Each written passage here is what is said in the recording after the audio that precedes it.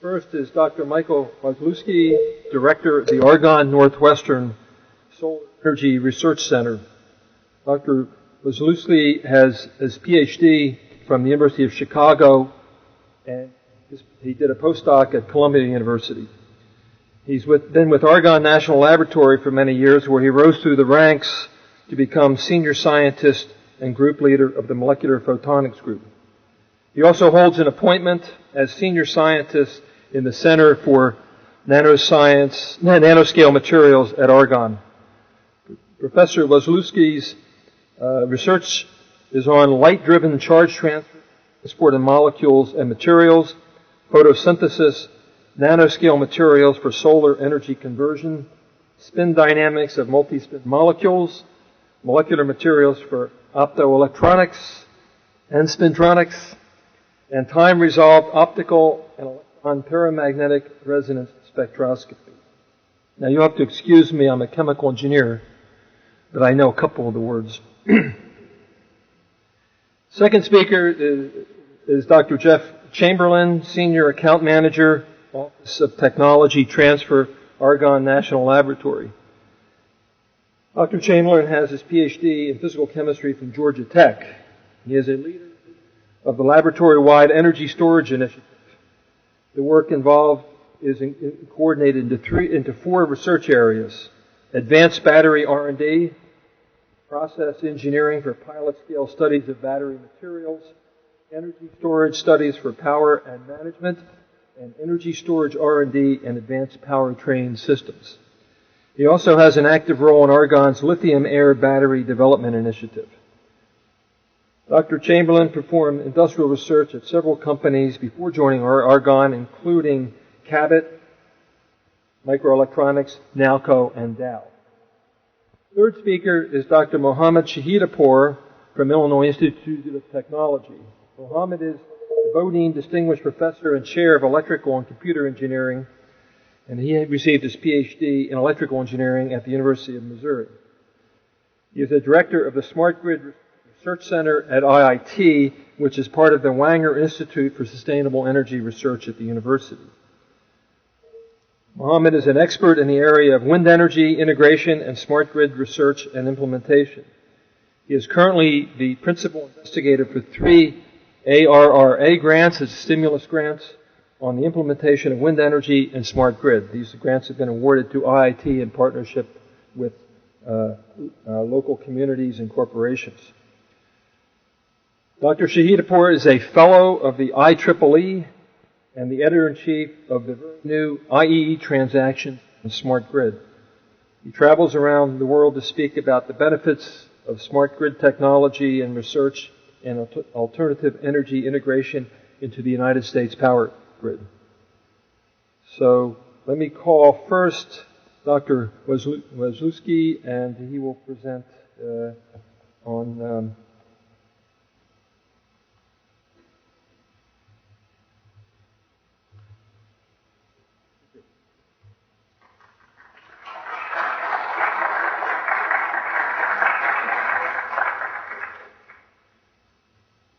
Thank you, President Anderson. I'm really delighted to have this opportunity this evening to tell you about, or to describe for you, some of the issues that are involved with really at the beginning of this whole idea of renewable energy and energy storage. What I'm going to do is talk to a large degree about the problem of energy production in the context of storage, because, as we all know, energy production sometimes cannot be 24/7, and so consequently we need ways of storing it to be able to be used when we need it. And so as a consequence, what I'm going to focus on today is largely what's near and dear to our hearts, and that is renewable resource, namely solar energy. And the idea here is that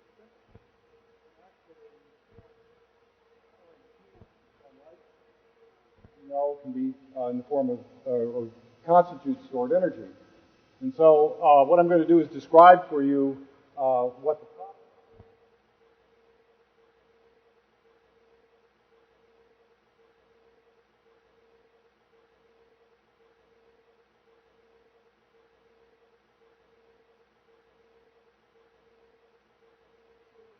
The problem is essentially very large, and we all know this, right? I mean, this is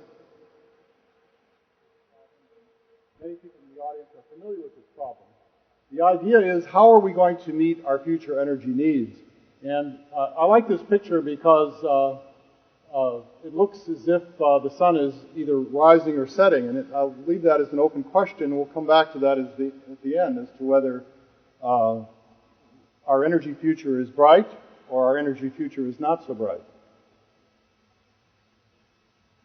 What do we need? Let's talk about what we need. What we need is a lot. The global energy need we have to have right now is, right now we're using about 15 terawatts globally. That's a lot of energy. If you think about it, that's 15,000 nuclear power plants, effectively. And we don't have 15,000 nuclear power plants at this point. In fact, we're just getting prepared to build our first one after a 30-year hiatus. So that can be problematic. By the year 2050, we need twice that much, and it's projected by the year 2100, we need 3 times that much. And where's that increased demand coming from? The increased demand is coming from countries that are developing, and those developing countries clearly want the standard of living that we all enjoy here. And as a consequence, irrespective of how much energy we try to save here, which is of course good, it's not going to have a major impact on these numbers, basically because new consumers, if you will, are entering the market. So how are we going to solve this? Well, as I mentioned at the outset, we could build 15,000 more nuclear power plants, but since we haven't built one in this country in 30 years, we would have to build far more than one per day in order to achieve this goal. And I don't think that's going to happen, even in the best case scenario. So the only resource out there that is capable of meeting this demand is, in fact, solar energy, because the capacity is huge. The solar flux on the planet right now is 120,000 terawatts continuous worldwide, 2,200 in the U.S. alone, if we want to be more parochial about it. And we all know that this has low environmental impact and is also geopolitically secure. In other words, we don't have to depend on people who don't like us to get our energy, which is very convenient. Okay? So what's our projected needs, or what's our projected utilization? Well, you can see here's a little graph that was done quite a few years ago now, 6 years ago.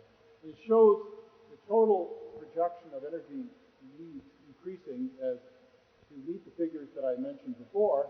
But where's it coming from? Well, it's really coming from this part of the curve, from the developing countries, as I mentioned before. The rest of the developed world, if you will, is flattening out. And so consequently, that's where the demand is going to be needed. And where do we get it now? We all know this fact, I think. We know that we get it mostly from fossil fuels, about 85%. A pitifully small amount from nuclear, and we get an even comparable amount essentially from renewables, whether it be wind, hydroelectric, etc. And so we have a long way to go. This is a graph that is controversial. Basically, this curve keeps moving to the right as we discover new fossil energy sources, new sources of oil in this particular case. And so the projected peak of the oil production curve keeps marching out to longer and longer, or to further and further into the future. And so right now the projection is 2037, but stay tuned, it might change. The interesting thing is the projections on the availability of other fossil fuels, such as coal, has in fact increased. It's thought now that we have 3,000 years of coal left. And so the question is, do we want to use that? As I mentioned before, if we just focus on oil, going back to the year 2001, and really things haven't changed, all this graph is trying to tell us is that the people who need the oil don't have it, and the people who have it don't need it. And so consequently, we have an interesting market situation where we're constantly having to go out and buy oil from foreign sources. We can burn all that fossil fuel, and here's the notion of climate change, which we've all read about, heard about, studied ourselves. Here's the history for the last 500,000 years of what CO2 and methane have done with regard to temperature and methane and CO2 quantities in the atmosphere. Just recently, this curve has been expanded out to 1 million years, and so really it hasn't changed. There's some cyclic behavior going on here, but it's up to the climatologist to figure out what that cyclic behavior is due to. But the important point is that today we're up here, and for the last 1 million years we haven't been there. And so what's that due to? If we expand this out in the last 1,000 years, it really crashes the Industrial Revolution. So irrespective of your politics, if you think of the notion of human intervention in climate change, it's a simple fact that the increase in CO2 in the atmosphere, the increase in temperature, are all in sync. So what is that going to do for us? The question is, do we want to do the experiment? In other words, we can burn 3,000 years worth of coal and increase the CO2 content in the atmosphere tremendously, but at what cost? So that's the nature of the political arguments that go on today, many of which are not founded necessarily on science. So it's up to us as the scientific community to reach out to the general public and make it clear to the general public what the issues are in an even-handed manner, and to move forward with solutions that are reasonable and doable. So with that, let's talk about what I would call the solar fuels challenge. In other words, if we're going to use solar for a fuel, what do we need to do?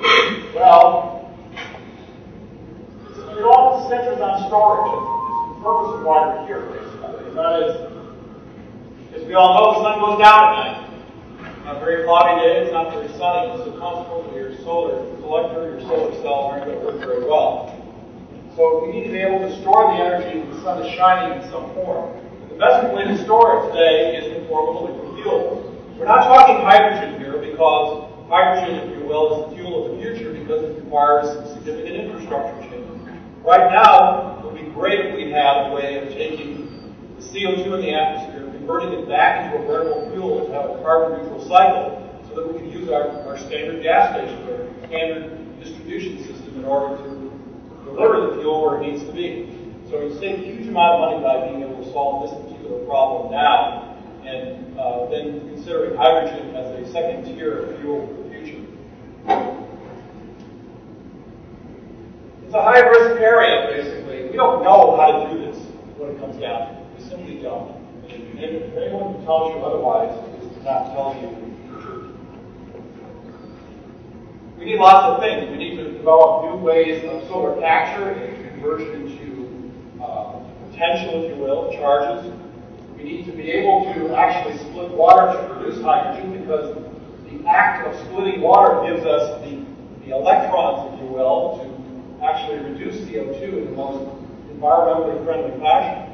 And then we need to be able to take CO2 to produce products, alcohols, formates, maybe even hydrocarbons.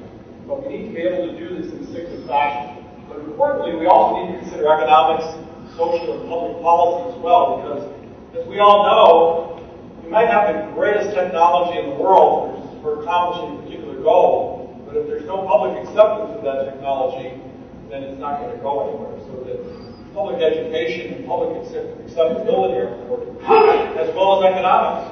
We need to be able to compete effectively with current technologies that are out there. Last but not least, fundamental science is not enough here. We need what's called translational research, and we need industry to participate in this activity strongly. And this is really the classical road to commercial reality, commercialization of particular technology. And the bottom line here is there is no current solar fuels industry. And essentially, in order to accomplish this, we have to invent one from scratch, using all of our resources. So, how might we do this? Let me just give you one possible scenario. We're surrounded by greenery on Earth. Photosynthesis has been active on the planet for more than 3 billion years. It provides us with our oxygen atmosphere. We We know a lot about how this works. In fact, most of the knowledge about how this works has been uncovered on the molecular level about the last 40 or 50 years. As a consequence, the whole idea of splitting water and using the electrons to produce CO2 fuels comes from photosynthesis, because that's what it does. Here's the classical scheme of photosynthetic energy development. In other words, there are actually two engines that drive photosynthesis.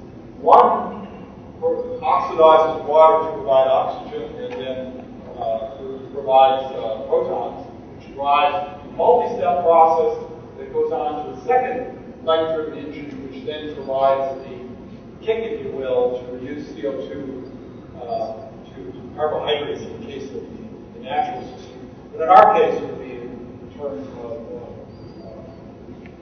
CO2 to other fuels. This is sort of high school chemistry here that we all learned a long time ago. Essentially, photosynthesis is taking CO2 to water, light energy, and giving us carbohydrates, oxygen, and water atoms. So that this is ubiquitous on Earth. It's the largest capacity storage system on Earth. We're storing solar energy and using it.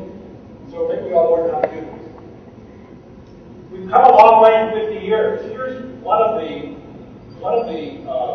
realities of photosynthesis.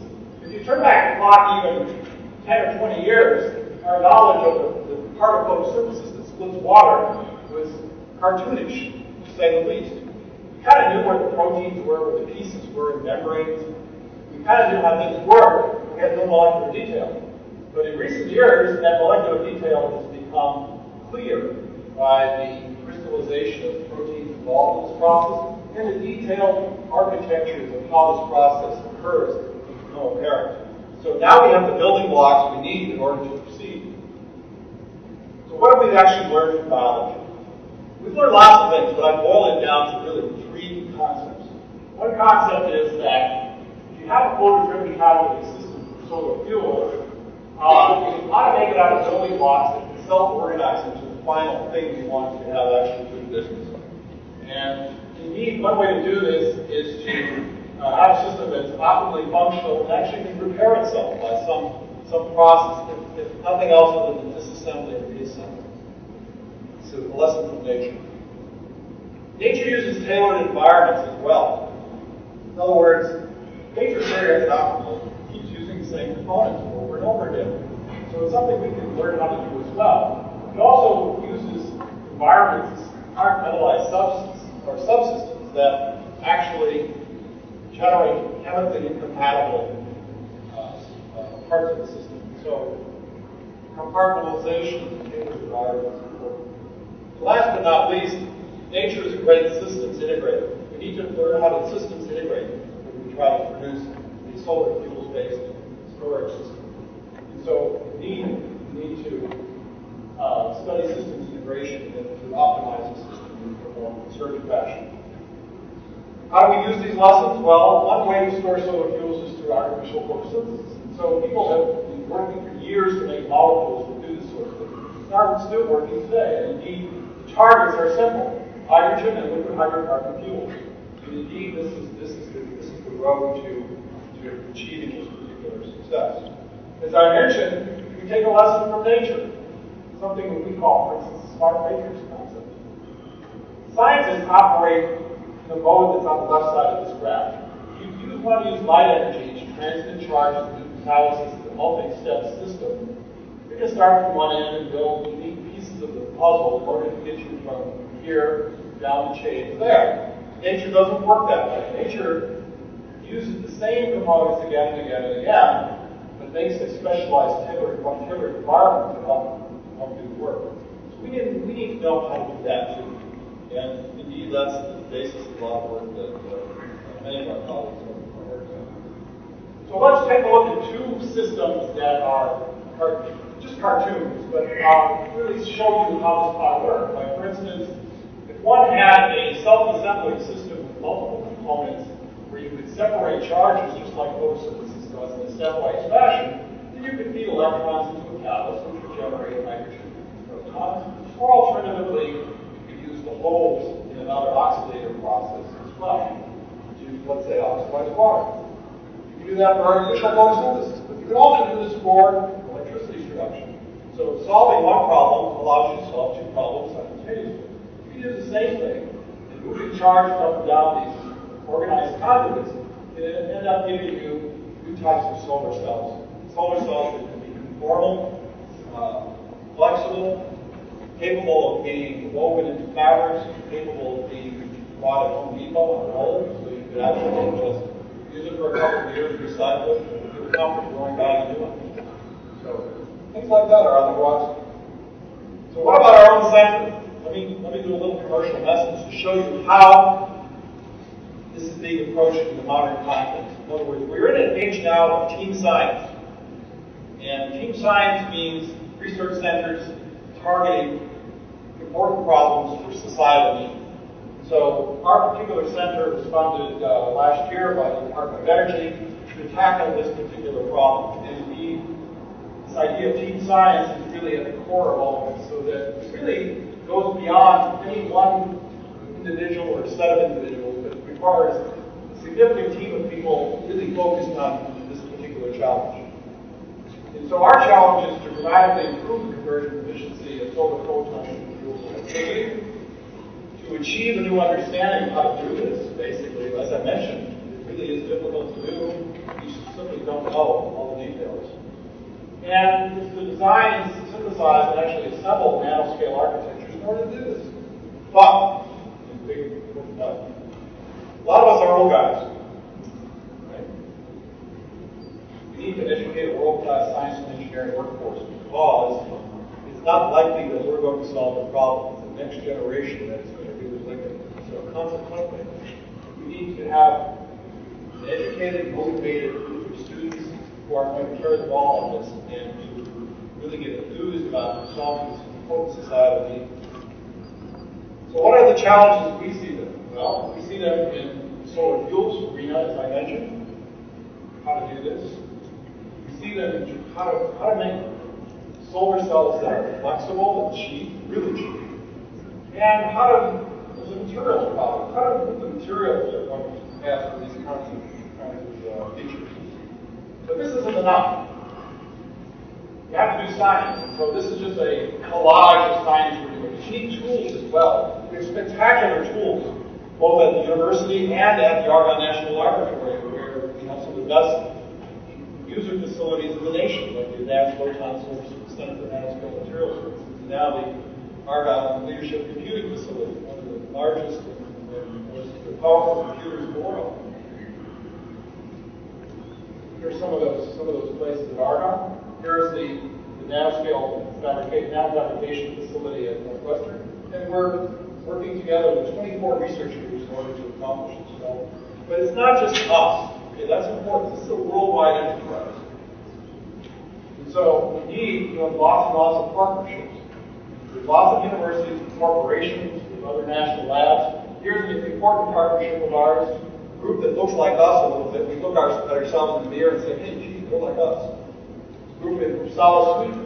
On a per capita basis, Sweden invested more money in solar energy research than has any collection of all other Western nations put together. It's interesting because the population of Sweden is only 9 million. It's only slightly bigger than the Chicago metropolitan area.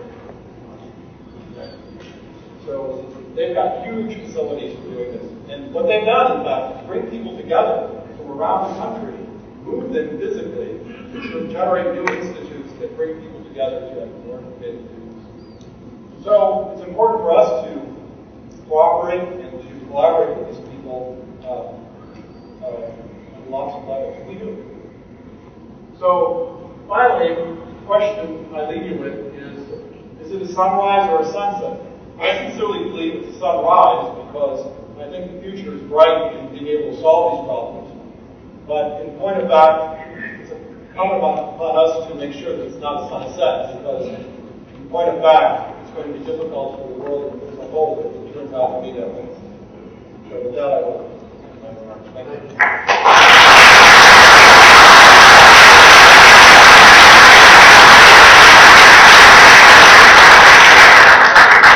Dr. Chamberlain, make this presentation.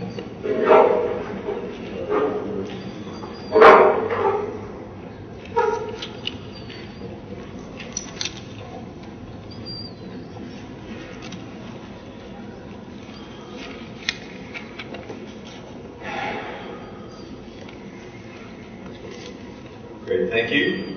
And thanks for the introduction earlier, I appreciate that. And yes, I did get my PhD at the Georgia Institute of Technology, so I know what it's like to be in an institute of technology. I will comment, although my PhD is in experimental quantum chemistry, we recently were converted at Argonne to Windows Office 07.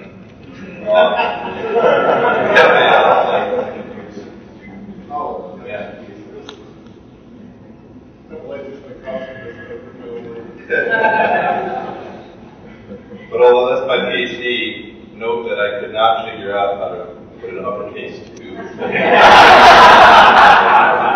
don't know exactly what that says about me.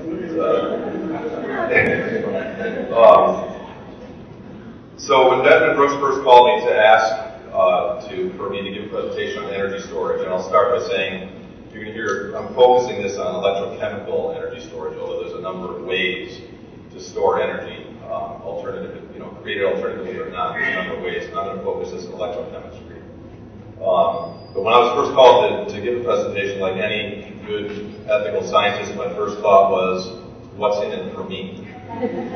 No, not really. But I will talk about Argonne. And you heard a little bit about Argonne, and there's a reason why. And in fact, I'm going to step back for a second. The 3 points I hope to leave you with, or the 3 points I hope to make and you'll walk away with, are one, the challenge is great. And we just heard that from Dr. Wasielewski as well. And it's a great challenge in terms of specifically storing energy as it's created alternatively, whether that be solar or wind. Secondly, however, the brains, the personalities, and the technologies, the capability to do the research exists today. And that's the good news. The bad news is the challenge is enormous. The good news is the systems are in place. I'm going to talk about Argonne a little bit and broaden that towards the end of the talk here. And the third part of that is that we need more brains. And I think we just heard that at the end of the last bullet, one of the slides we just saw. There's an opportunity for those of you in this room, all of you, particularly the students, to meet this challenge. So the question I have as we go through this is, now does my presentation support those 3 points? I don't know. Let's find out together. Argonne has a strategy. So Argonne's a big place. There are about 3,000 people that work at Argonne, roughly 750 PhD scientists and engineers. But this encapsulates, actually there's a more recent version of this, but this encapsulates what Argonne is going after, which is a foundation of basic science with science and engineering that's done that's more use-inspired, that is built on or comes from that basic science foundation. And I circled this up here because that happens to be the initiative that I'm responsible for. So it's a brief snapshot of Argonne, but when you look at the Department of Energy and what the strategy is inside the DOE, it serves as a backdrop. We are a Department of Energy-owned laboratory to the ANL program, to the Argonne program in energy storage. Now, I'll just point to a couple of keywords. This comes right off the DOE website. A couple of keywords here in this last bullet. Increase fuel efficiency and enable the substitution of alternatives such as biofuels, electricity, and hydrogen. We're going to talk about electricity today. This is a Chevy Volt, by the way. So that's an electric car with an onboard internal combustion generator, for those who don't know. The problem is the energy storage needs for both transportation and alternative energy storage have not been filled. Even though cars are going to hit the road this year that are essentially electric cars, the Nissan Leaf, the Chevy Volt, and others, the challenge has actually not been filled, particularly in the case of storing energy from solar or wind sources. Now, this might seem backwards, but I'm going to tell you what we're doing at Argonne and why I think it is that we can fill, at least in part, the needs of this challenge. The energy storage strategy or initiative at Argonne is separated into 4 categories, and I think this is important. Again, I don't know this audience very well, but if it's anything like the chip on the shoulder we had at Georgia Tech, being fairly blue collar compared to the Harvards and Princetons of the world, we were thinking about implementing technology. That's why we went to Georgia Tech. It wasn't just about doing science. And when I reflect on the 4 corners of the energy storage strategy at Argonne, you can see that in the 4 corners. One is doing research into the basic materials inside of batteries. So developing, understanding and developing new materials for electrochemical energy storage. We have a very healthy, successful lithium-ion battery program that's been ongoing for 10 or 12 years. And that's continuing to grow to meet the nation's and world's needs. The second corner of the four corners is to do prototype manufacturing and recycling processes for battery technologies. So we've developed the basic materials. We also are scaling those materials to reasonable quantities, prototype type quantities, so we can spin those technologies out into industry. Third corner is Argonne has a very healthy ongoing program in developing grid energy systems, power management systems.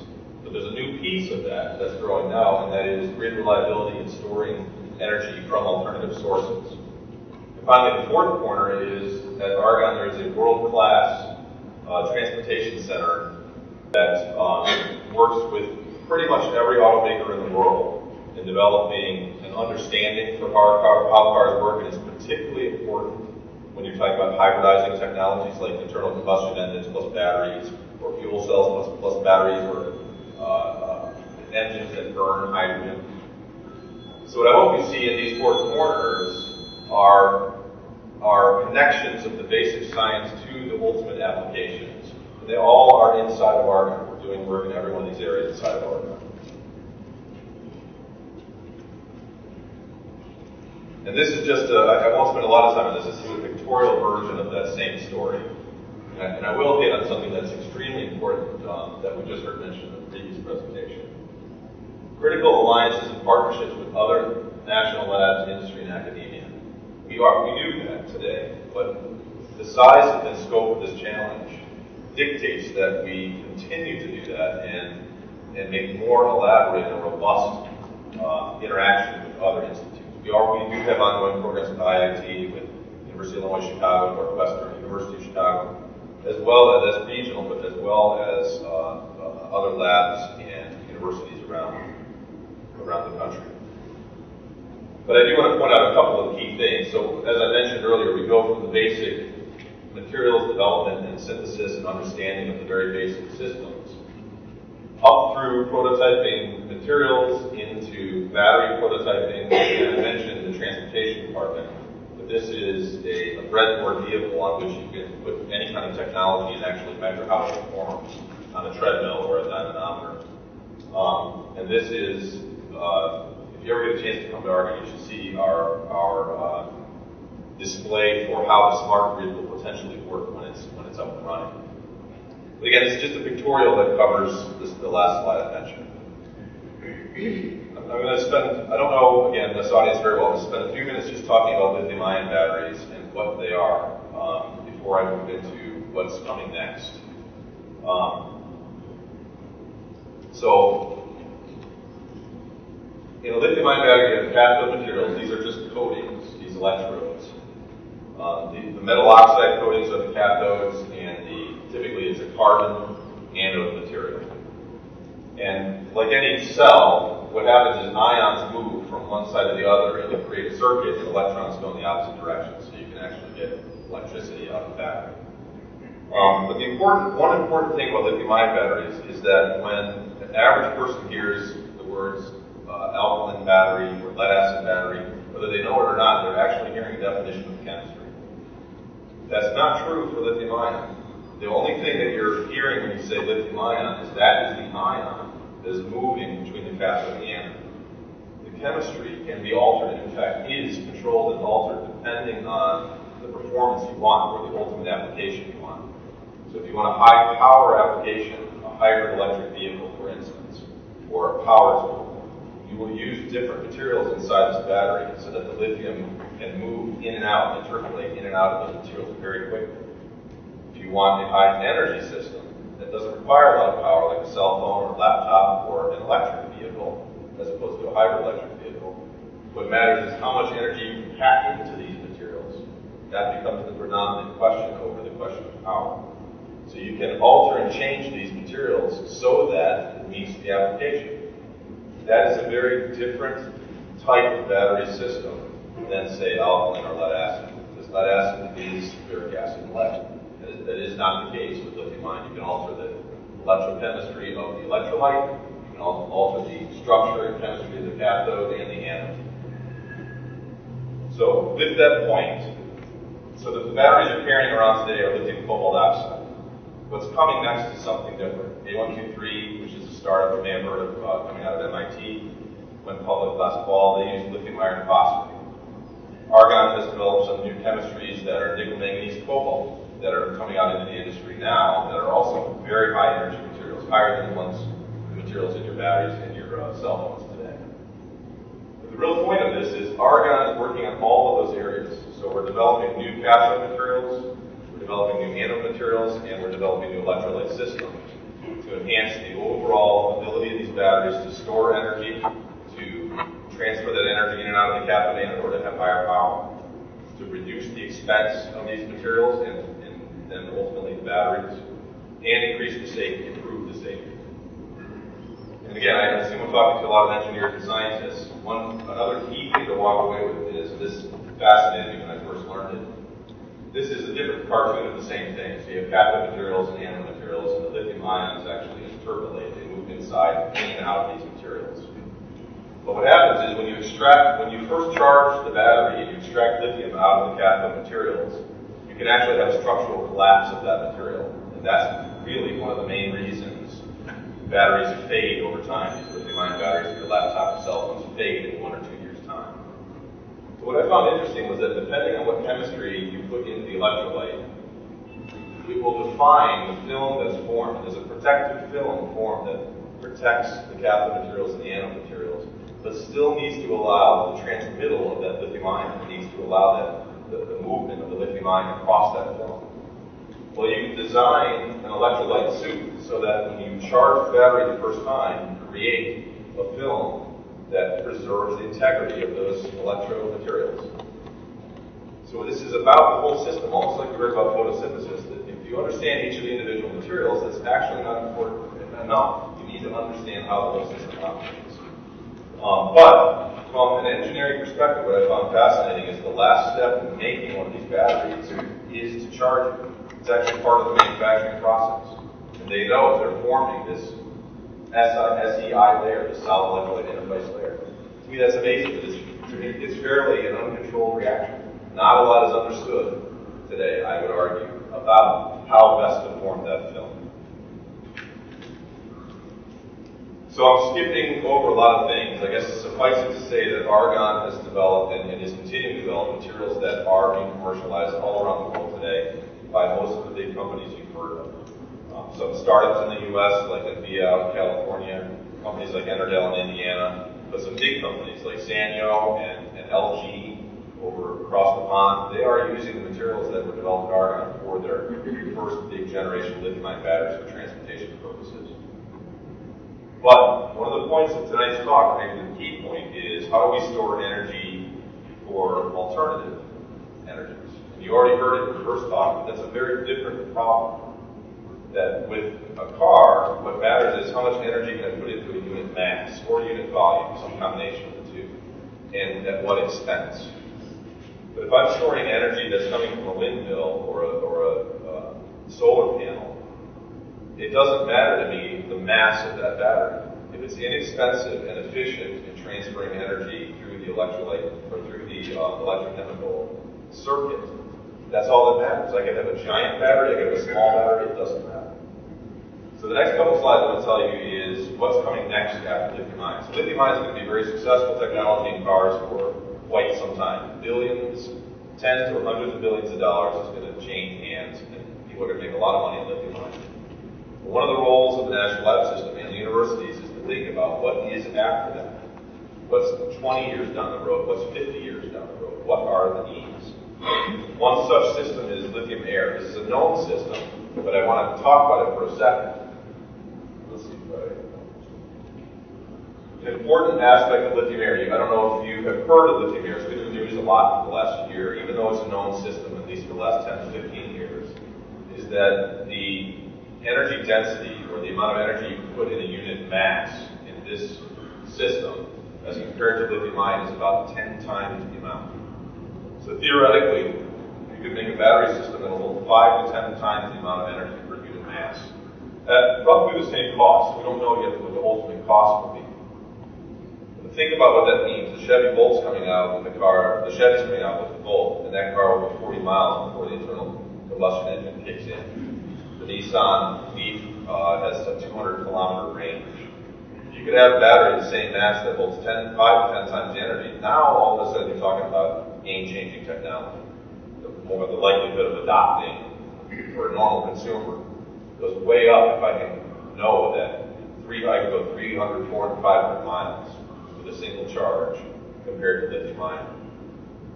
But I'm going to give you an example for why it's such a great challenge. This and another example, next slide, that's more pertinent to energy storage for alternative energy creation. I don't know if you can see this as well, I can see my computer, but in this case, the lithium metal is the anode material, and the cathode is actually oxygen. The chemical reaction occurs as lithium ions and oxygen. So what happens during discharge is the lithium is converted into ions. It crosses the electrolyte, and there's a carbon, although you can use other materials, there's a carbon manganese porous cathode that catalyzes a reaction that results in lithium oxide or lithium peroxide being formed. But this is a so-called three-phase cathode. So one of the key problems, and as a surface chemist, I think it's the key problem, although we debate this all the time. It's a so-called three-phase electrode because it's a solid-state electrode that is a catalyst also. But inside of it is a liquid electrolyte, and gas is required to make the reaction occur. Oxygen and gas is formed. What happens when you go back and charge this battery is oxygen is released. When you discharge, oxygen is consumed, and you form these salts on the cathode. When you charge the battery, oxygen is released. So oxygen bubbles out of this cathode, or it's cathode. Well, think about that from a chemical perspective, and some people call this the battery that breathes, because the electrolyte actually moves in and out of this sponge-like cathode. So as it's discharging, the electrolyte gets sucked into the cathode as oxygen is consumed. As it's charging, the electrolyte is pushed back out. Well, every time you move the electrolyte inside and outside of this three-phase cathode, you're changing the wettability of that surface. And with the technology that's available today, after about 10 or 12 cycles, the electrolyte just bleeds right out of the cathode. So that's a serious problem. You're talking about making a battery that the exposure to air actually is a key component of the battery's operation. The air is consumed. So there's a number of problems inside that problem I just defined, and I'll hit on one more before I move to the next slide. And that is that when you're recharging this battery, and lithium is redepositing on this film, right now we don't have a good way to tell it how to lay itself down. It would be great to have a mechanism in which you create monolayers of lithium metal in an organized fashion, but nature doesn't work that way. So what happens is you get dendrites or stalactites that form of lithium metal, and actually they will form to the point where you will short out the battery. So again, that happens in the 15 to 20 cycle range, and you need hundreds of cycles of this battery. There's a number of solutions being tested for the first problem I mentioned of this. You could imagine a gelatinous electrolyte system. It doesn't have to be a liquid. And there's a number of ways to get around the problem that I defined in this.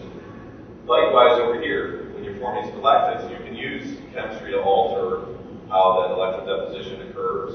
You can also put porous ceramic films that, in essence, do kind of force a monolayer production of the lithium metal as it redeposits.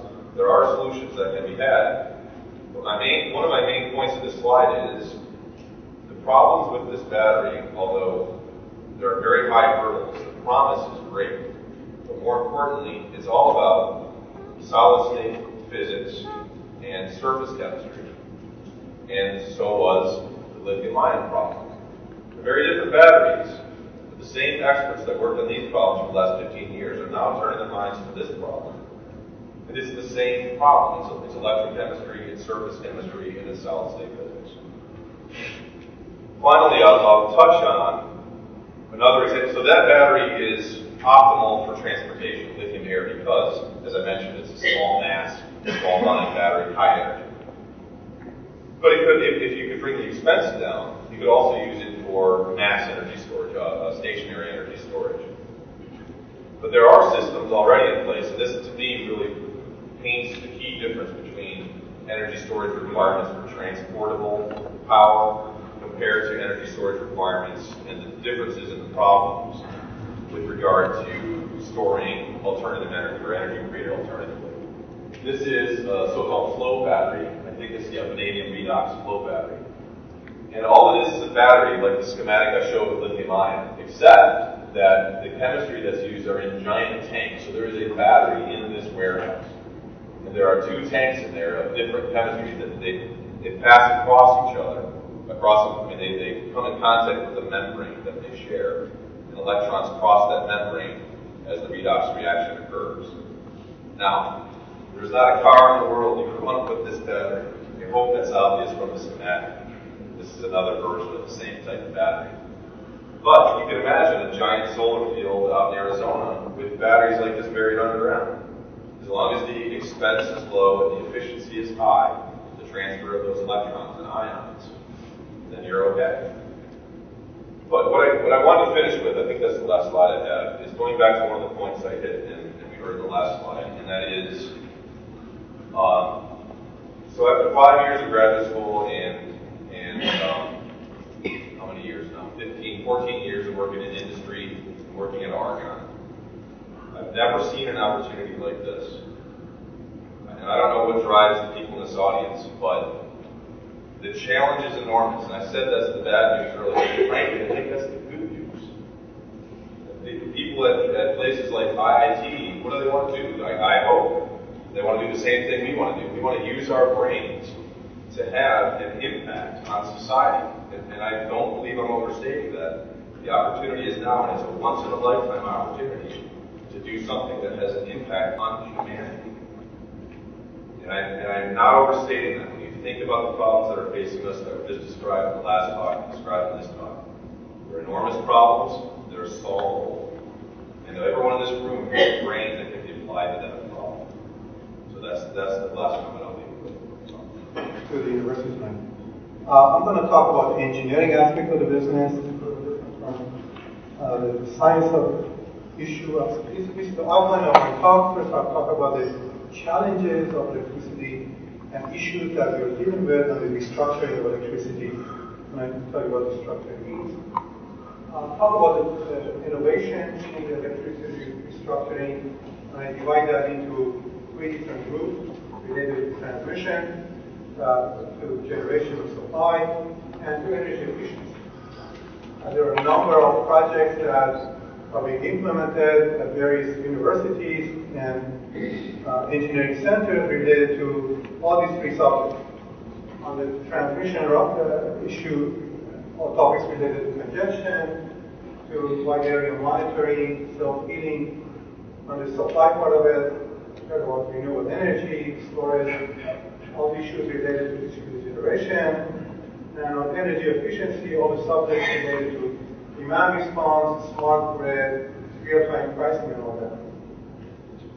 And at the end, I'll talk a little bit about the infrastructure for tomorrow.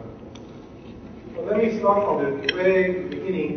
The first power plant was built in 1881 here in the United States by Thomas Edison, and as it was elaborated by National Academy of Engineering, electric power infrastructure is the largest man-made machine ever made by engineers, particularly in the 20th century. The point about Edison was that the system that he set up in New York in 1881 was actually a microgrid. And it looks like that we are going through the cycle. We're going back to the days of microgrid. The system that he set up was DC. Again, it looks like we're going back to the days of DC. So he wasn't as bad as some, Westinghouse was something about it. So, as I said, the first power plant was built in New York in 1881. And what happened was that as time went on in the 30s, we realized that there are ways to save money and generate more and transmit by building these interconnect the system. So isolated system, late 20s and 30s turned into interconnect the system. Then in the 50s and 60s, we made this interconnected system much larger, like power pools that we have now. There were a number of reasons for that. The two major reasons for generating these major interconnections was that we could transmit electricity in a long distance. And we could also use larger power plants. In a sense, in those days, the notion was that the larger the better, or more efficient. That's why we built nuclear power plants and very large coal power plants in order to generate electricity. And then as time went on with the economies of scale, prices dropped and everybody was happy. What you see here on the left-hand side was a system that Edison had, and perhaps in the turn of the century. This was a view in New York. See all these wires going through the neighborhood. But those days it was mostly DC. There were no transformers. Everything was overhead. It was a very unfriendly system. This is our electric grid today in the United States. We generate the highest voltage in the United States is 765,000 volts. The system is divided into three regions. We have Eastern interconnection, Western interconnection, and the state of Texas. Texas is an interconnection itself. We have divided the country into two regions, East and West, and the Rocky Mountain is a dividing region, primarily because we did not want to pull wires over the mountain. The Eastern interconnection is the largest system in the world. It's over 5,000 generating plants, and serving the large population of the country. Everything went well. From the mass population point of view, electricity was always treated as a service. You plug in your computer and it works. Nobody worried about or thought about how this system was generating power, how generation happened, what was the issues with transmission, generation, distribution, smart grid, and all that stuff. Until we had the latest blackout in 2003 in the northeastern part of the country, where we lost electricity for less than a day, while over 15 million people were impacted.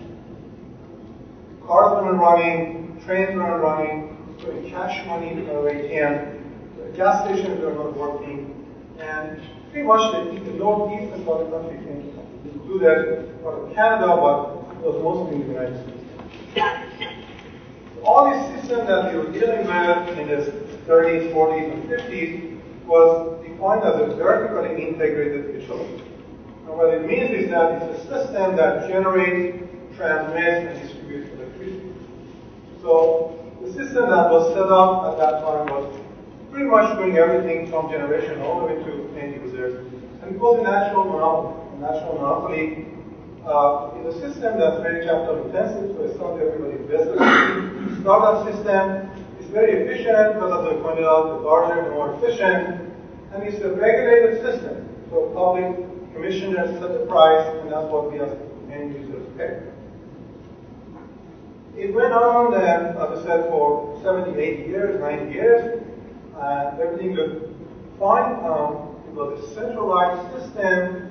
Average price of electricity kept dropping as consumption went up. Until in the 70s, we had the oil embargo. All of a sudden, people realized that this system is not as efficient as it used to be. We also had issues related to emissions, carbon emission, greenhouse effect, and all of that. Then people started thinking that maybe there are better ways, different ways of generating electricity than using this centralized system. So that's when we started. Actually, it started in the United Kingdom, and people restructured the electricity. Of course, it happened in the United Kingdom because Mrs. Thatcher had a problem with coal miners. They were on strike every day.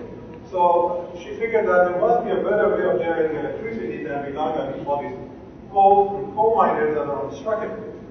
And the notion of generating electricity using gas, combined cycle units, also started flourishing. And then we figured that it's better to generate generation from transmission, from distribution, in order to promote competition, in order to bring more hands and more competition into generation part of the system in order to reduce the price and come up with a service.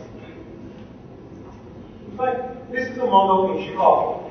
Forget about the years and the amount, but the pattern hasn't changed. In Chicago, the base is nuclear.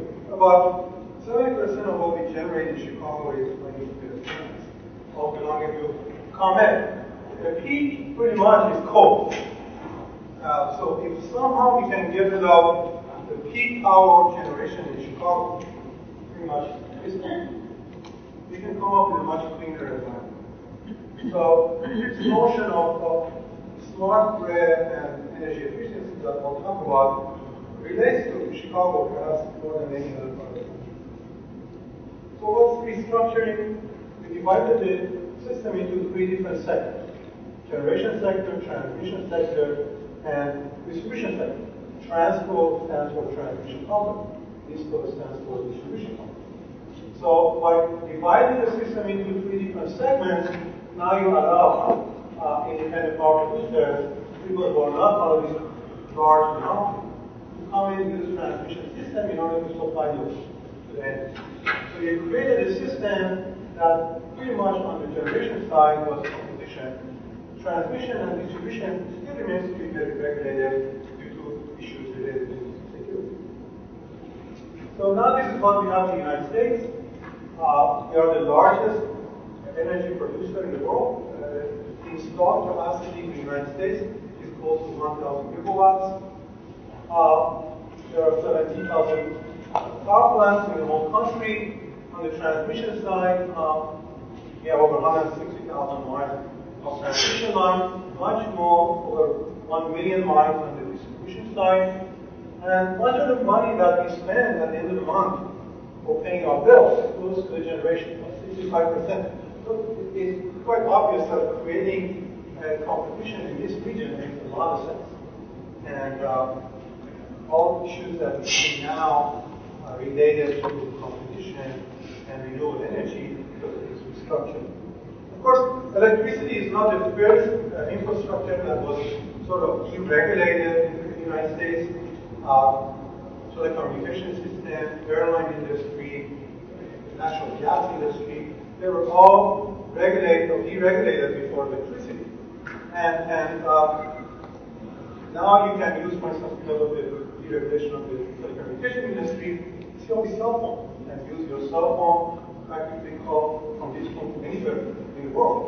And that's the advent of restructuring. That's the advent of creating a very competitive environment rather than days of AT&T that was a monopoly in the country. If you don't like your service, you can switch to another one. That's the nature of the competition. Hopefully, we will see that happening in our electricity infrastructure as well, to the point that if you don't like what you receive from the supplier, you can switch to the other one. Also, you can generate yourself.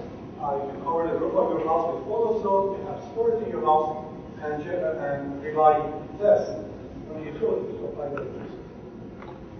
So these are the attributes of the renewable energy. I'm going to skip that, I'm sure you all know about that. But let me talk a little bit about this issue with renewable energy and how it relates to storage. One of the most prominent ways of generating electricity is hydro.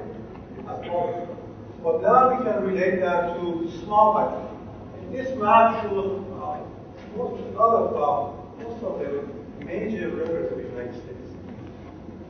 This one is in Illinois, northern part of Illinois, pretty much where we are. This is where I-80 is. Well, these little white dots are the small dams on Fox River. This is the Fox River, and what you see, these are small dams that were built 50, 60 years ago on Fox River for generating electricity. They're longer. Primarily at that time, the microgrid system was open, so they built these in order to generate electricity, but now that the comet came around, it was cheaper to generate electricity using nuclear. These systems remain unused. So the essence of small hydro would be like this. It's a system that you can use it on the run of the river and create a fish path and generate electricity. But these systems are very popular in other countries. If you go to Central America, small communities, this is a very popular way of generating electricity. Also in Canada, in northern part of Canada, where they have resorts, these areas are very remote from grid. It's much cheaper to generate electricity using small hydro. These resorts are open in the summer, people go there, generate electricity locally, and in the winter when they go home, shut the place down and come back to summer. So this is a map of in the Elgin, one of the small dams on the Fox River. You see that this is the part of the highway, this is the river, a small dam. This is another view, it's the aerial view, and this is the side view of the same dam. And this is the model that we had the project on the small hydro, came up with this design for locating that on the side of this river in order to generate electricity. This unit could generate close to maybe 0.4 megawatt of electricity. This is a unit that we have in our values, of course, much smaller, but we do a lot of studies on this unit for small hydro. But again, this notion of generating electricity using small hydro units is getting generated more interest because of deregulation, restructuring of electricity, and the fact that individuals can generate electricity themselves. This is the notion of solar generation and PV. I'm going to skip this because my colleagues talked about it, but I just want to show you this figure. This is a Moscone Center in downtown San Francisco. We worked on this project a few years ago. San Francisco is a peculiar part of the grid in California, in the sense that the system is highly congested. It's rather impractical at this time. Add more substations to bring more power to the city of San Francisco. So when the Moscone Convention Center needed more power, one of the ideas that came around was to build this solar system on top of the roof of the Moscone Center. This works well, generates quite a bit of electricity, and supplies a lot of power that's needed for the city. And the third one I want to talk about is wind. This is the map of the world. The United States is leading the world on the subject of wind power generation. Right now we are generating close to 25 gigawatts. Next one behind us is Germany. Germany used to be ahead of us. In the last few years we got ahead of Germany. Spain is there, and Chinese are coming pretty fast. Wind generation is expected to grow to 240 gigawatts by 2012 and 1,000 gigawatts by 2020. It's not small.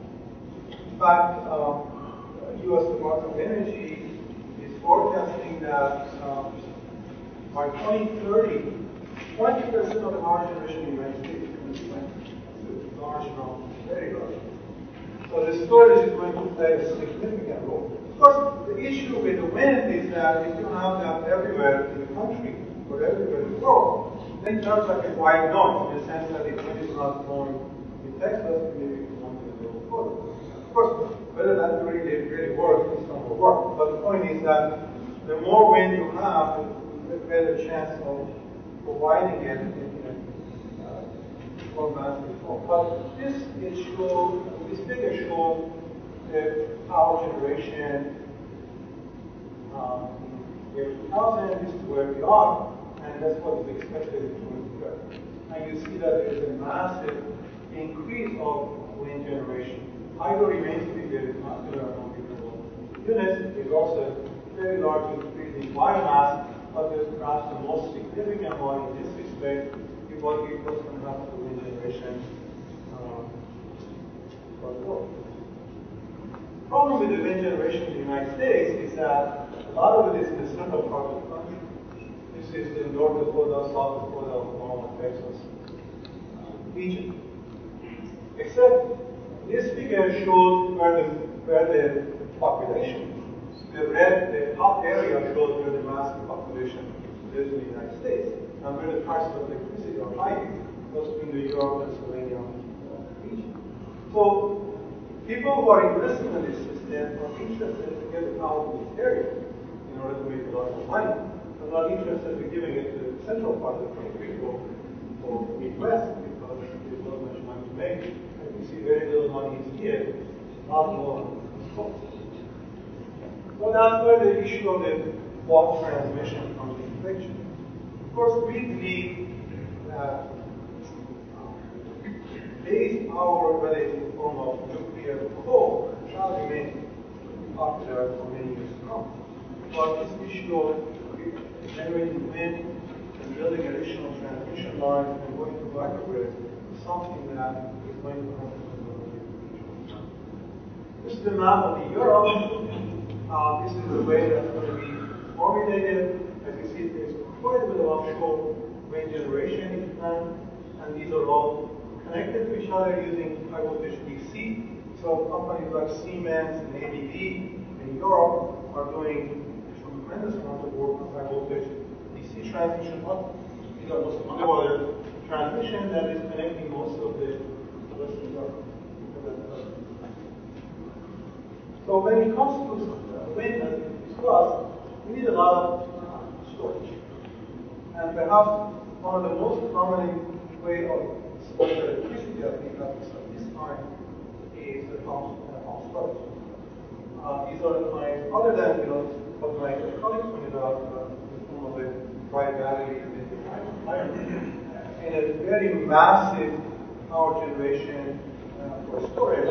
The most prominent way right now is pump storage. These are the kinds where you have two reservoirs, the lower and the higher, and when the price of electricity is low, you pump this water up. And when you need it, you release the water. So this unit here works at both the generator and the pump and motor. So it pumps water up at a higher elevation, stores it here, and then releases it. And this whole system is connected to it. So this no wind plus storage creates a system that's not that volatile. This is one of the models of existing pump storage hydro. This is the lower reservoir, which happens to be the sea. And this is the upper reservoir, and this is the way it works. So you pump water up, and then you release it. As you release that, you can generate electricity. So in a sense, what you do is that this figure here shows the wind pattern. In a sense, the presumption that this is the evening hours and this is the day hours. So this is the region where much of the wind blows at night. Much of the wind is blowing at night, that's not where you need it. You need it during the day. So what you do is that essentially you use wind at this time of night to pump water up. So this area is used to pump water. And then here you release it. So in a sense, you're shifting the peak. You're shifting the peak from evening to late evening to the day. So this is the overall pattern of wind plus storage that shows that the peak that used to be at night shifted to the day. So the benefit of using storage in this case is generating electricity. Let me go over this quickly. There are different ways of storing electricity. As my colleague pointed out, this is the PTG, where you use a car that's connected to the grid. This car could be charged by maintenance at the same time. So you essentially shift the peak to the daytime by storing it in the car. The flywheel, this is the thermal storage, the site at the University of California in San Diego. Very nice system. What they do is that they use electricity at night to chill water, and then they use it during the day for air conditioning. So, in a sense, again, you're shifting the peak to the day of the unique pattern, and then it's subject of hydrogen storage. So, I'm going to spend a couple of minutes before I close to talk about the project that we're doing here related to microgrid storage program. This is called Perfect Power. You may have seen this presentation before. Perfect Power is a notion that says you're building in a system that has lots of small microgrids that never fail the process. So perfect means in the sense that you are going to have fewer outages and frequency is fixed and price is low. So we use a smart grid in order to generate this perfect power. Then we're building an IIT. We are essentially converting the university IIT campus to microgrid. The university has about 50 buildings, and then we have divided this project into 3 phases. We just celebrated on Friday, last Friday, completion of the first phase, because we have already built the microgrid around all the museum buildings. and now we are shifting to the north side of the campus of the second phase, and then the south side of the campus for the completion of the project. So once we finish this, the three components of this project are going to be reliability, sustainability, storage, and energy efficiency. Reliability means enhancing the physical and cybersecurity. We don't need to very little cyber, but also physical security of the campus grid. What it means is that if there is a disturbance, the command grid will not connected to the grid. Command. If there is any kind of disturbance in the command grid, we can disconnect IIT system from the rest of the grid and run it as a microgrid. We use our own power plant, which is about 8 megawatt unit. We've got 2 4 megawatt gas units. We're building quite a bit of renewable in the form of PV and storage as well as wind. And we are promoting energy efficiency. Energy efficiency in the sense that we're building a smart grid system where we shift load when it is more expensive, if the function is not that critical, we shift that function to the hour where the price is. It's expensive, and this will be transparent to the user.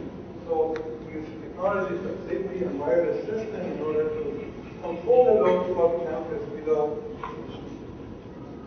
What is the campus?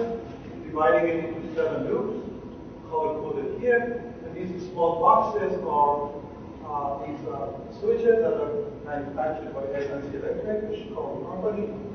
And these loops are connected to the point that they're connected to 2 substations that beyond campus, the north and the south. If there is any disturbance, as I said, like disconnecting the substation, you create a microgrid. And also, if there is a disturbance within the campus, these switches talk to each other to the point that we will isolate the portion of the system that is fault and retain the rest of the system. So we're putting a lot of distributed generation on campus. This is our power plant, and we're adding wind. To install that, we've got an $8 million project funded by U.S. Department of Energy to install this type of unit and do research on wind energy. And energy efficiency, all the issues related to coming up with a system that within the building figures out what are the ways of saving electricity. What we have, or what we use more energy as part of that project that we have, we're going to curtail our base by 20% and our peak by 50%.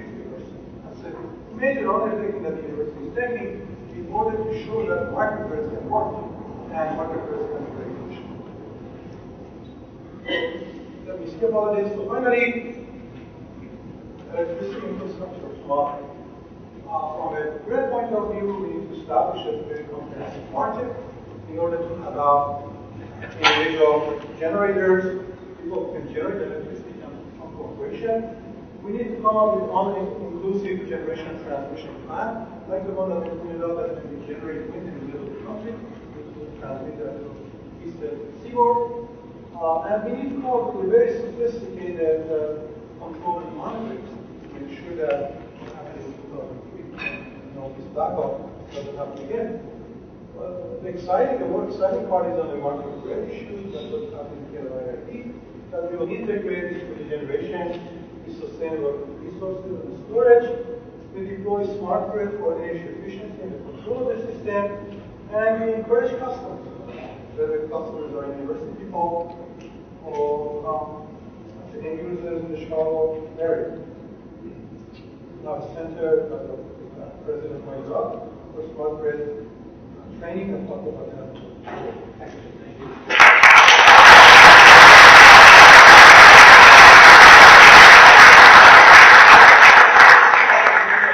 A little bit longer for the presentation. Here, 2 minutes questions. You have a chance now to address these talks and ask our panelists questions. First question.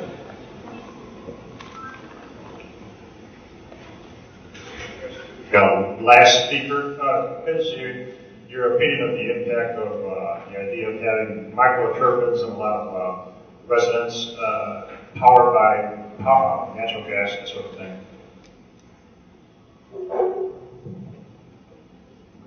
I really believe that it would be much more beneficial to use renewable energy for generating electricity in the residential areas, whether it's in the source of kind of PV on the roof of the house or storage in order to generate store electricity when it's cheaper, or even Vanadium. But as you pointed out, there are other ways of generating electricity at the residential using small gas turbines. That would be one way of doing that, perhaps the most economical way of doing it at this time, but as long as the price of gas is low. But once it starts going down, then it may not be as economical. But in all these cases, what will happen is that these houses will be connected to the grid. So you will have a smart grid that allows you to sell the extra generation that you have back to the grid, allows you to store that, and perhaps at the house where the price is higher to buy electricity from the grid. But certainly that's one way of doing it.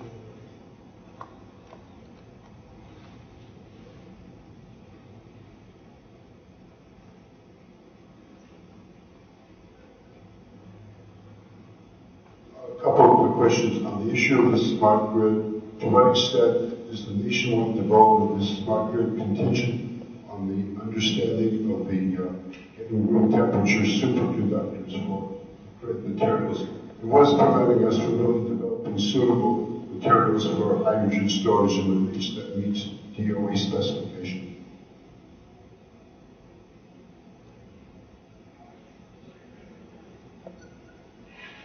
Well, first of all, as we all know, superconductors do exist. There you go.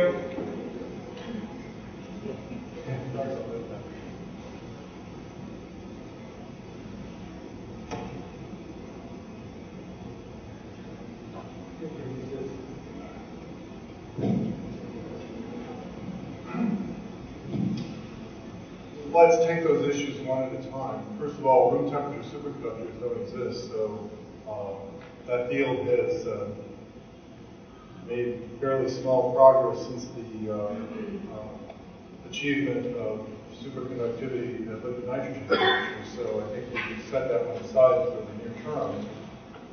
With regard to hydrogen storage, of course, is an actively researched area, but within DOE at this point, there's a bit of back and forth going on as to what the role of hydrogen storage should be in the near term. Basically, the DOE last year felt that hydrogen storage perhaps was not as near term as one would like, but that was trumped to some degree by the Congress. And so there's still, I think it's still an open question as to where that's going to go in the near term.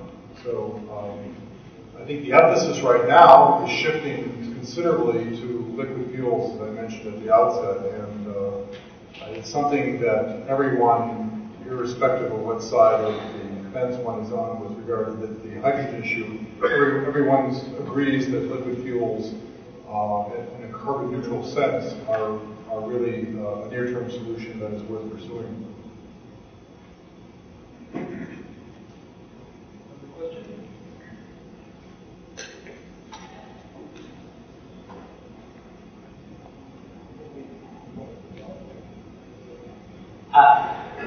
It seems that you're focusing more on the lithium ion, lithium batteries. And do we have enough lithium that really responds to all the needs? For example, plug-in hybrid and stationary, if you combine, you need tremendous amount of resources. Are you worried about that? That's a good question, and lithium ion is the focus for portable power in the near future, and I think there will be other technologies emerging both for portable and stationary, but that still is a good question. And the answer is it depends on who you listen to. I know I've seen talks by the U.S. Geological Survey and some very careful studies that indicate there is enough lithium in the world to convert a sizable chunk of the cars that are out being used in the world with lithium ion powered batteries. But one of the more salient points in that particular presentation I saw in April last year, and what they did was show that in the 1940s or 1950s, a lot of doomsayers saying there wasn't enough lead in the world to to power cars or start cars using rechargeable lead acid batteries. And that was true if you neglected the question of recycling. So there really is something hidden in that question, and that is today we're not recycling lithium out of lithium-ion batteries. We certainly will. And in the case of lead acid, we're over 98% lead recycled today. Recycling technologies for lithium-ion batteries are only now being developed, but the two answers to your question is there are more reserves around the world than I think most media might try to make the average citizen believe, and they're not all in bad places. But secondly, once you take into account future recycling, the issue will essentially go away. Let me try one here. Cheers, prerogative. This has to do with wind energy. When you extract wind energy from the wind, is there an effect on could there be an effect on the microclimate? As you're taking energy out of the atmosphere, has anyone looked at the effect of climate around that area where wind is extracted? If you had a large wind farm.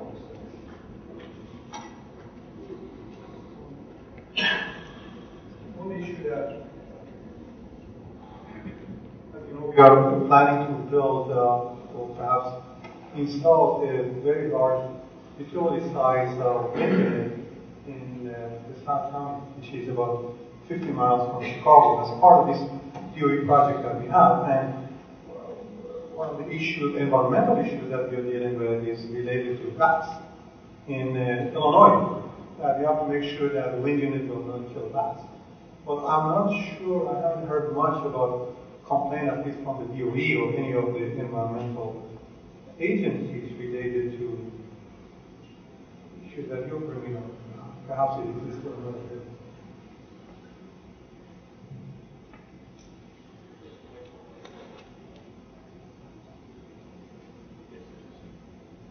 My question is regarding the conversion of the CO2 gas and water into fuels. And I'm wondering what your thoughts are with regards to the actual capture of the CO2 gas, what's happening with that technology, as well as the transport that large volumes of CO2 gas into something that could be really substantial. Right. That's a very good question because CO2, the thermodynamics, if you will, of CO2 capture is critical because if we have to depend on today's technology to pull CO2 at 380 ppm out of the atmosphere, it's more energy intensive to do that than we could ever recapture. So right now it's a two-stage solution, really. Most people are focusing initially on retrofitting power plants where CO2 concentrations are high, presumably scrubbed CO2, which would not be deleterious to the catalytic system for converting it. But beyond that, there are in fact technologies that are still very proprietary that are being developed by a lot of major industrial companies who are in the gas processing and chemical field for capturing CO2 at much, much lower concentrations than you'd find in a typical power plant. So yes, those technologies are being developed by people in industry who are quite serious about it. And in fact, there is research going on as well. But there are some intermediate term technologies that look like they're right on the horizon for much, much lower concentration capture.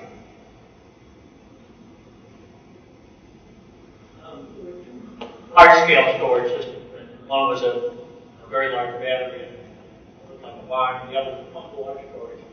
What are the economies and efficiencies of these storages? How does it cost per unit compared with conventional power plant?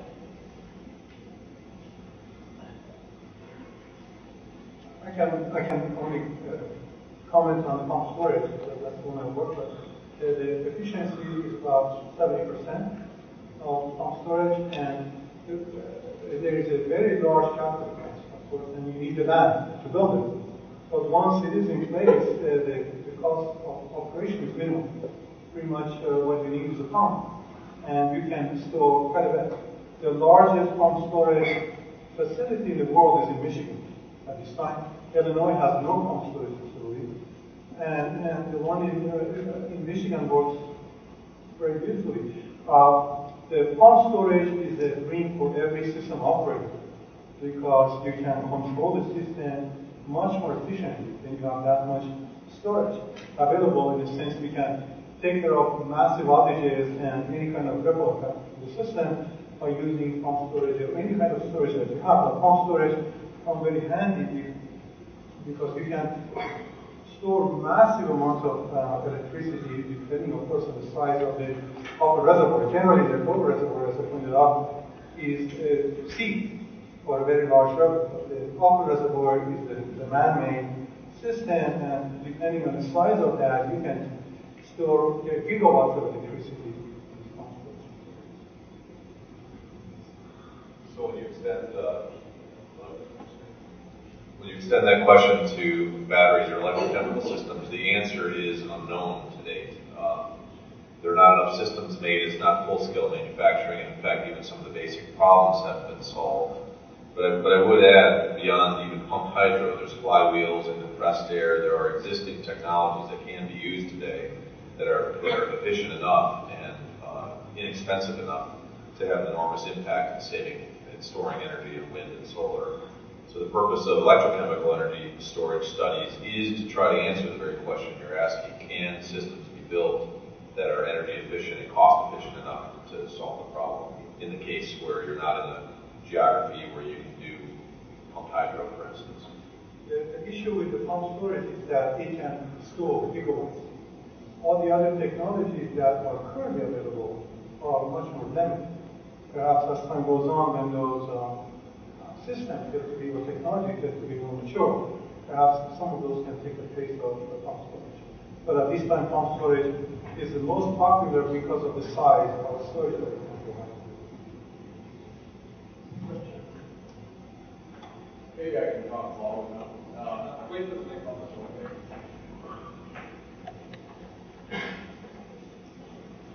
It was mentioned earlier, Ireland was mandated 30% or some number for wind or whatever like that. I was just wondering, in terms of the U.S., what's the maximum capacity without major changes to the grid, that if we just overnight put in all the wind we would want, what are we at? I think essentially the statistics that are provided by the U.S. Department of Energy indicates that we have enough wind available in the country to supply all the power that we need at this time. Of course, it's not practical because wind doesn't blow all the time. And we are severely limited by transmission. We do not have transmission capacity available. In fact, right now, the question is how do you build transmission to transmit that electricity that will be generated in the central part of the country. The issue with the transmission is very much like the railroad, in the sense that people who invest in the transmission going from North Dakota to New York do not want to sell any part of that electricity to the middle states, because those places electricity is much cheaper.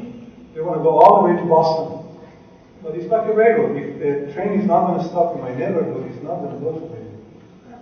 So,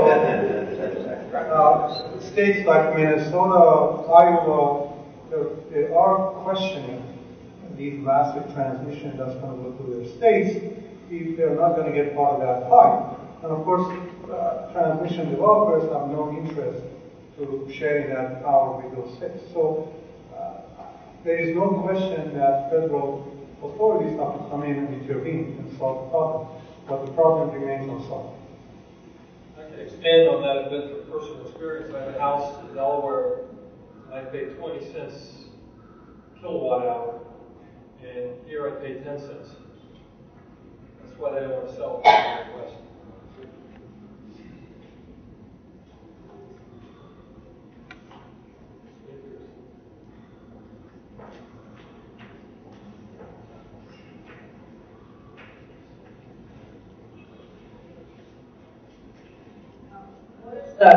What is the promise of wind power, rooftop wind power in Chicago?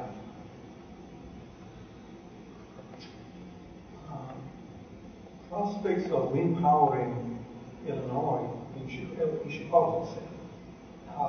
is not very promising. Most of the best location to generate electricity in the Chicago area is offshore. Of course, it's difficult to do it offshore. You don't want to build it close to the shore because population lives in the area. And if you get far from the shore, then it gets to be very expensive because the water is deep, and the infrastructure that you need to build may be very expensive. Of course, that same issue. So anyway, the short answer to your question is, we will. The plan is to generate electricity in the Chicago area by wind, but it's not going to be very promising as much as it is in other parts of the state. If you look at downstate or central part of the country, those are better. The best location in the country, other than North Dakota, South Dakota, and the central part, is offshore in the eastern seaboard. The best wind area in the United States offshore is off of New England. Except there are certain places where it's a military path or commercial path, and you have to exclude those. And if you look at the remaining part, one of the best locations would be off of Nova Scotia in Canada, off of New England. And one of the projects that is going on now, as part of that, is to build massive wind off of New Jersey coast. So going about 22 miles off the coast, and they're using DC transmission. The plan is to use DC transmission to transmit that electricity to the shore. So in general, in the United States, the best location, other than the central part, the best location would be offshore. But there are limitations at the moment.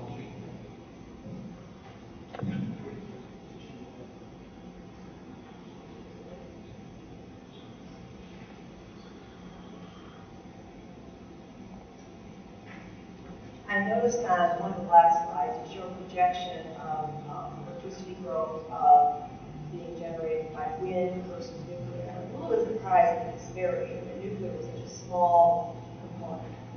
Could you explain what are the attributes and reasons that contribute to that?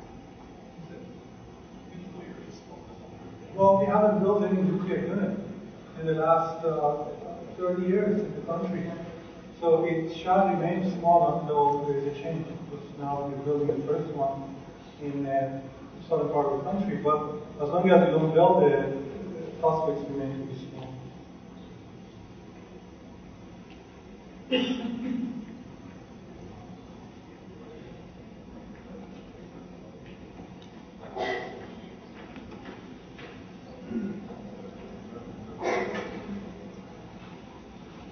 What I think I'm hearing from the three of you is that there's a lot of things that are possible.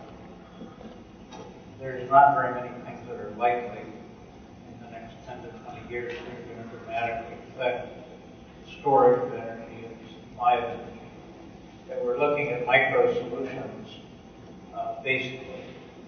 And that whatever solutions we are looking at, whether they're nuclear, future gen, are going to result in substantially increased power costs to consumers. What I'm taking from this is that we may ultimately be able to solve our energy problem, but only at a very high cost to consumers, which may have a very negative economic impact. Is that true?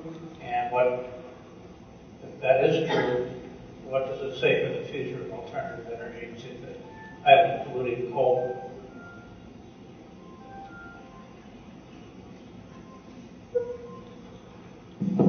Yeah, okay. Sort of. First of all, I think one has to look at this in a little bit more wider context, and that is, many of these solutions are more a consequence of political will than they are of anything else, because the economics of this particular situation can be quite favorable, provided, of course, you factor in the notion that new industries will be created in order to do this.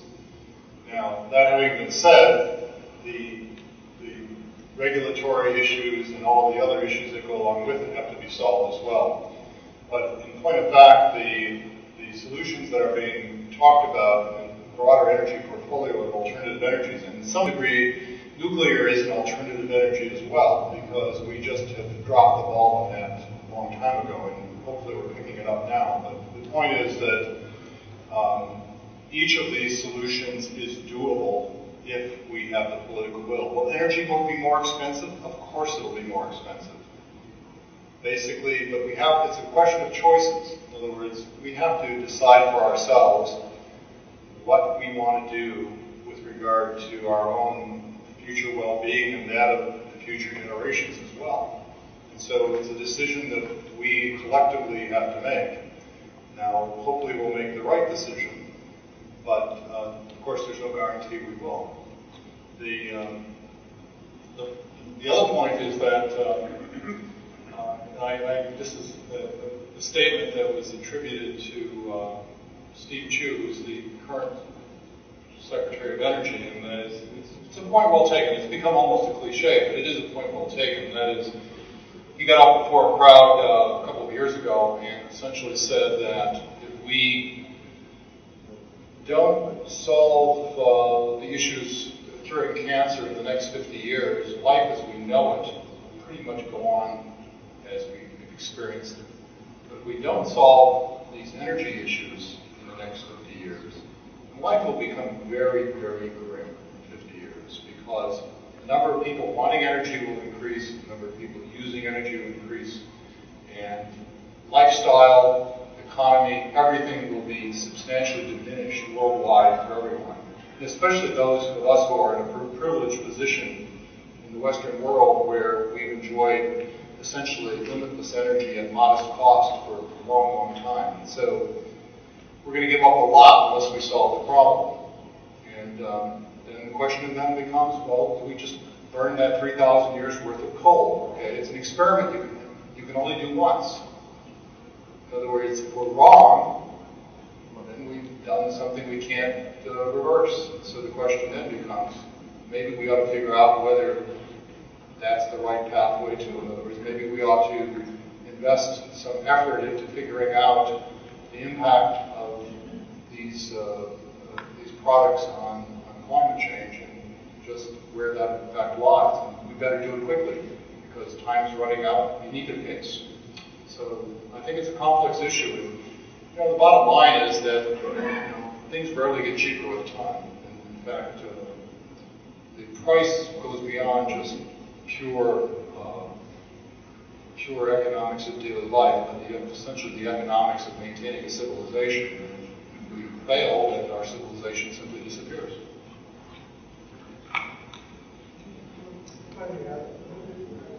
One more point, and I'm going to allow one more question.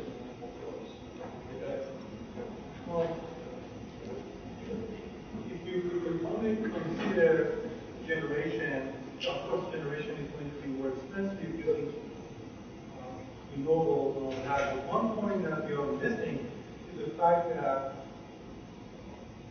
promoting efficiency. And if you consider efficiency to the point that you educate your customers to use electricity when it's cheaper, then the price is not going to be as high as you think. It's going to happen by smart grid. What the government did recently, last year or so, was to pump $4.5 billion into utility system in the United States to the point that we can improve efficiency. About 75% of that $4.5 billion is going to be spent on building smart meters throughout the country, throughout the utility system. And the smart meters will allow customers to use electricity when it's cheaper. Right now, the peak in Chicago is at 7 p.m., meaning that when we go home, we all turn on our TVs and radios, and computers and washing machines running and dryers and everything else. There is no reason to use electricity as much as we are using now at 7 p.m. So by introducing smart grid, we're showing that we can shift some of those non-essential loads, the hours where the electricity generation could be cheaper. I'm sure the average cost of electricity will drop. But if we continue using it as much as we are using it, and the hours that we are using it, And I do want to add something, so it must be a good question since all three of us want to answer. I think a combination of both of these comments I would add to by saying that, reminding us that we live in a democratic republic that's founded on capitalism. So the truth is, if we put our minds to it and spend a decade or 2 decades working on the problem, and it still doesn't work in an equation for the average citizen in terms of its costs and its benefits, then it will fail. It is that simple. I think that encapsulates both the comments of political will that's required in the next decade or two, as well as there will be new ways to look at efficiency that will ultimately help enable the use of technology. Last question. I want to ask that, as you said to the first speaker, that as you said that the students over here are the ones who carry on the task. So I wanted to know if there are any initiatives from Argonne Labs regarding this, like internship programs or similar sort, apart from collaborating with the university. In general, there are programs both at the universities and at the labs, and there are many joint programs that involve everyone from undergraduates to graduate students. So I would encourage all the students to contact the local organizations involved for particulars, because one thing that's evolved over the last decade is the relationship between the lab and the universities in the neighborhood, so to speak, and universities in general, has gotten a lot more close, and that has developed lots of new avenues for collaboration, cooperation, and in the process, developed a lot of new opportunities for young people to do research and to participate. So I think in that context, things have gotten very, very good in a very big hurry. That's moving in the right direction. Well, I'm going to just wrap this up. What you showed about this panel is that generation, distribution, and utilization storage are all related. And there's no silver bullet, not one thing is going to solve the problem. Systems approach, the components of that system would have to be improved, new components developed, as our speakers have talked about, in generation and storage. But it's going to take collective effort from people from a lot of different disciplines. I'd like you to now join with me in thanking the panel